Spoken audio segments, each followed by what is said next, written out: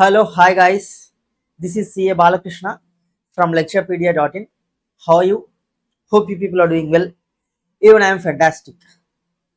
Now, yes, still there are 20 days left for your examinations, and you know how crucial MCQs are for clearing your exams because in each and every subject there is 30 marks from MCQs. Out of 100 marks, 30 marks is from MCQs only, and even from that 30 marks MCQs also there is a case scenario based MCQ, right? So MCQs plays a crucial role in clearing CA exams because in case of theory, even though you have wrote correct answer, there is a chance that the examiner might allot you lesser marks. But in case of theory, in case of MCQ, it is sure shot. If it is correct, correct. If it is wrong, wrong. That's it. Okay, there is no chance of losing marks unnecessarily. Okay, it will not happen that you have answered correctly the MCQ but you are losing the mark. That doesn't happens in case of a MCQ. So you shouldn't neglect MCQ. Now, in order to score good marks in MCQs, I'll be telling you 5 tips. First of all, you read the MCQ carefully because sometimes what happens is they will give negative MCQs. That means they'll ask you to find out the option which is not correct. Okay, there will be just a small word not. If you miss reading the word not, you will wrongly answer the MCQ. So while reading the MCQ, even if you take more time for reading the MCQ, you read it carefully, you understand it carefully. Okay, only if you understand and analyze the MCQ question properly, you can answer it properly. Okay, so give your 100% attention, not 100%, 1000% attention while reading the MCQ. Okay, so the first tip is read it carefully and be very much careful in case of negative MCQs. Okay, if in the MCQ question if you find the term not, you should become careful because it is asked negatively. You should find out the wrong answer. Okay, next, you should master the art of elimination. See, certain MCQs, it will happen that you might not be able to recognize the correct answer, but if you can eliminate the wrong answers, you can arrive at the correct answer. Okay, at least if you can eliminate two wrong answers, you can guess between other two wrong answers, between other remaining two answers, which is the correct answer. So you should practice the art of elimination. And I observe most of the students, what they will do is while practicing the MCQs during the preparation, they'll just read the question and they'll identify the correct answer. That's it. They will not read all the 4 MCQs and they will not analyze why each one of the option is wrong.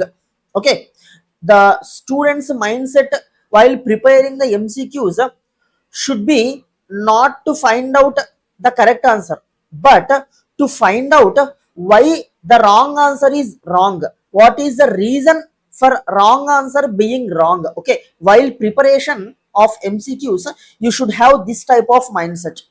Okay, if a particular out of the 4 options, if 3 options are wrong, what the students they will do is they will leave those 3 options. No, you should analyze why each of those 3 options are wrong, and if how the if how the question is framed, then these 3 options will become right. So you should analyze in this point of view. Okay, next, write MCQ paper in the middle hour. That means in your examination, you will be having 3 hours time, right? So of these 3 hours time, in the first hour you write theory paper because in the 15 minutes reading time, you will read the theory question paper. So in the first hour, you write theory paper only. Next, in the middle hour, you write MCQ paper. And after writing MCQ paper, obviously there will be some MCQs that will be left out. Okay, you cannot answer all the 30 MCQs, right? You might not be able to find answers for at least 5 or 6 MCQs, right? That happens generally.